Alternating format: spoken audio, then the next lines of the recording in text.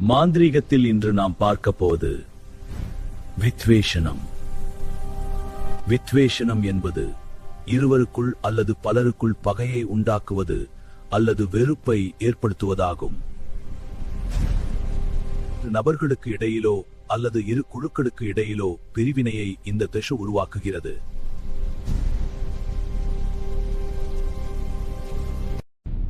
ஒருவரை ஒருவர் கண்டால் பிடிக்காத அளவிற்கு கடும் வெறுப்பையும் உண்டாக்க இக்கலை பயன்படுத்தப்படுகிறது. தீயவர்களின் நட்பை துண்டிப்பதற்கும் தீய சக்திகளிடமிருந்து விலகி இருப்பதற்கும் இத்தகைய கலை பழங்காலம் முதல் பயன்படுத்தப்படுகிறது.